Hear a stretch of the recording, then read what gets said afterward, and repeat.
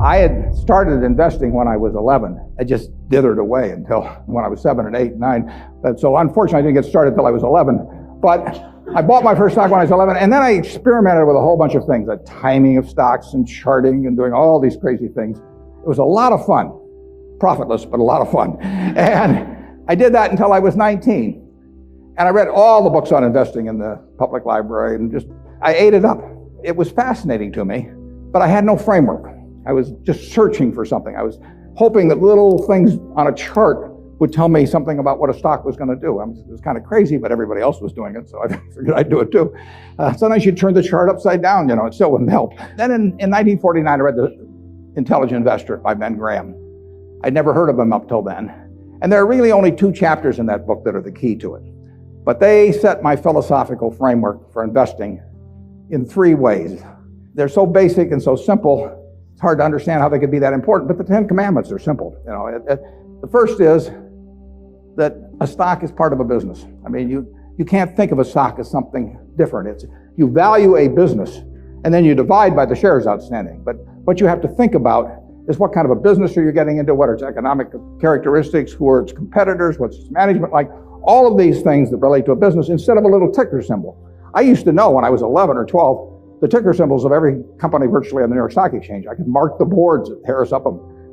But I didn't know anything. I mean, I knew that X was U.S. Steel and T was AT&T and so on, but I didn't know anything. I didn't know what was behind them. So I had to start looking at these little symbols or these little names in the paper as businesses and decide, how do you value a business? What counts? The second thing in the book is that Graham gives you a marvelous set point in terms of how the investor should react to stock market fluctuations. He talks about his mythical Mr. Market in chapter 8. And there's been no better thing written in terms of the investor's attitude toward stock prices. Most people react the wrong way to stock prices. I mean, they feel good when their stocks go up, they feel bad when they go down. They think the stock market is there to instruct them. And Mr. Market is this partner you have in investing. He's a remarkably obliging partner. This guy comes around every day and he tells you what he'll pay you for your interest in the business or what he'll sell you more at the same price. Nobody ever does that in private business. If you and I owned a gas station together, and I said, every day I want you to come in and offer me your half interest in the station, and I can either buy your half or sell you my half at the same price, and you have to come in every day and do it, you'd be at a terrible disadvantage.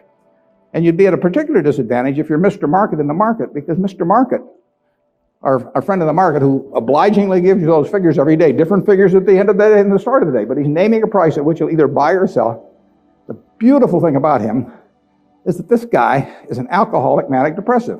I mean, he is as unsound as they come. He wanders around all day, and looks at the crazy things, and he's going to name all kinds of crazy prices. And you don't have to pay any attention to him, except when it's to your advantage to do so. If that's once a year, if it's once every 5 years, it's one stock out of 3,000. All you have to do is sit there. You have no moral responsibility to this jerk. He is naming these numbers. You didn't ask him to, but he's doing it. And all you have to do is pick the one time when he is particularly depressed or particularly manic or particularly drunk or whatever it may be. And the market will be all of those things. And you take advantage of it. And that's what's remarkable about stocks, if you think about it, is that if you look at the high and low on all of these American companies for the last year, you'll see case after case after case where the high is twice the low. Now that's for sound American businesses running along, paying people, selling goods, and so on.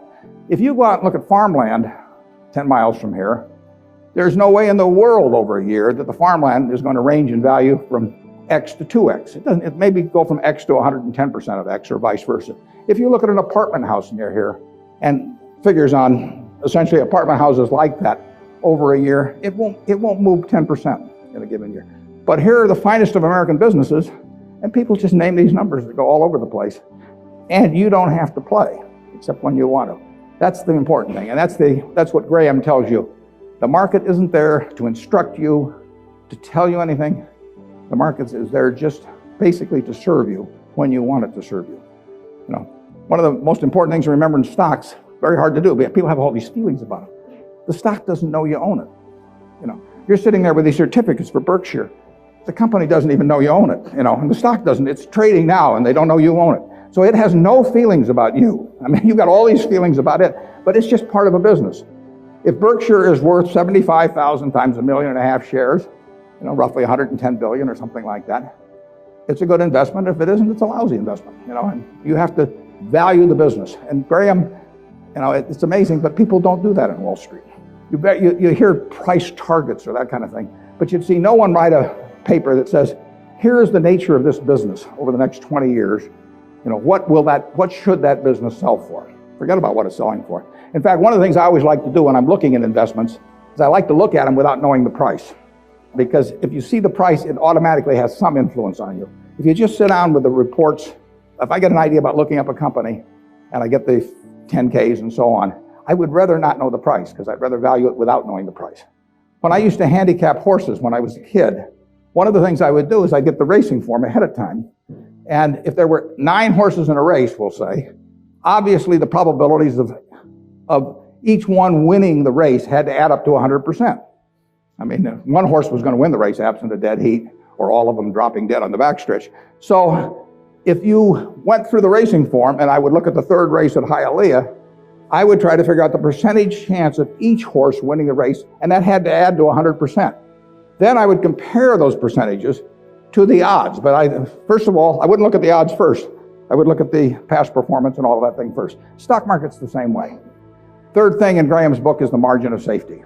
If you come up to a bridge and it says capacity 10,000 pounds and you're driving a 9,800 pound truck, you drive down further and find another bridge. I mean, nobody knows exactly what that capacity is, and sign may have been put up 3 years ago. So you always leave a margin of safety.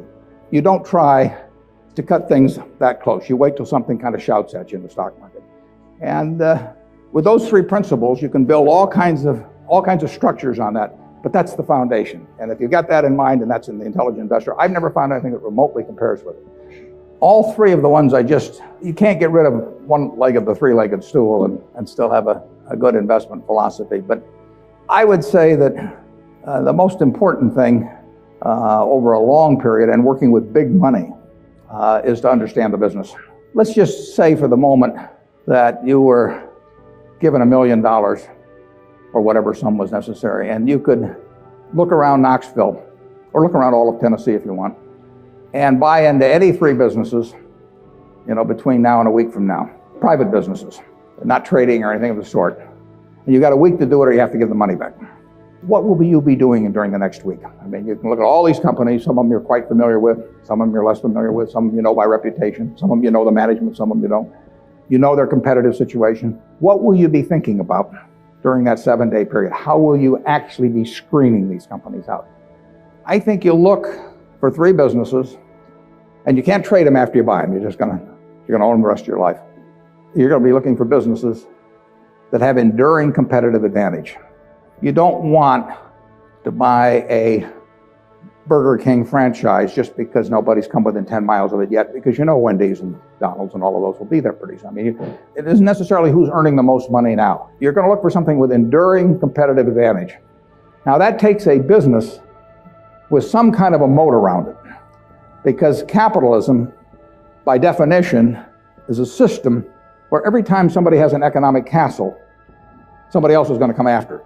It's just the nature. If you open a restaurant and it's successful here in town, somebody's going to take your menu, and probably take your chef, maybe cut your price, maybe offer a little more parking, maybe be a better okay, whatever. I mean, capitalism consists of going after the other guy's castle. If that's the case, you want a castle with a big moat around it. And there's a lot of ways you can have a moat around something. You could have it by patent protection. You could have it by location in certain areas. I mean, if you have something in people's mind, like Coca-Cola, 6 billion people in the world, practically all of them have something in their mind about Coca-Cola, largely favorable. They don't have anything in their mind about RC Cola. And if RC Cola spent $1 billion advertising, they wouldn't have anything in their mind about RC Cola. But they've got something in their mind about Coke, and generally it's favorable. That's why Coke wants to be where people are happy, because they want to be at the theater. They want to be at Disney World. They want to be at the World Series. They want always have you drinking that drink of Coca-Cola while at the same time experiencing happiness. And if they do that, they're going to sell a lot of Coca-Cola. And it won't make any difference if somebody is a half a cent less on some serving than Coke. So that's an enduring competitive advantage. And you want it run by honest and able people. You don't want to go in with a crook, and you don't want to go in with a dope. Now, the best businesses to buy are the ones where you could have a dope in there. I mean, Peter Lynch says, buy a business that's so good that an idiot can run it, because sooner or later one will, and there's some merit to that. In fact, I got a question the other day from a student group, and they said, what's going to happen to Berkshire when you go gaga? And I said, well, Berkshire's so good that I can go gaga. In fact, I may even be, those are the kind of businesses to own. So you want a management that's able and honest. And then you want a price that's sensible. And that's what you'd look for. You'd go around Tennessee, got a week to do it, and you'd immediately screen out a whole bunch of things. You just know that they weren't a fertile area, That's an important thing to be able to do, to know, just get rid of all kinds of things. There was a great article in the New Yorker 30 years ago when Bobby Fischer was playing Spassky in a famous chess match which drew attention around the world. And they examined how the mind could, with billions and billions and billions of possibilities, how it could group things so as to immediately cast it down to where you had like 4 options. And of course, when the humans play something like deep thought, or whatever the latest version is of the computer on that computer is making maybe 700,000 or 1 million calculations a second. And the human mind is competing against that. But the computer is checking every possibility. And the human mind somehow has this ability to cast out 99.999% of those things that the computer has to go through in order to focus on the 3 or 4 possibilities that really make sense. And investing's a lot like that. It's not that tough because there aren't that many companies, but you want to cast out all kinds of things.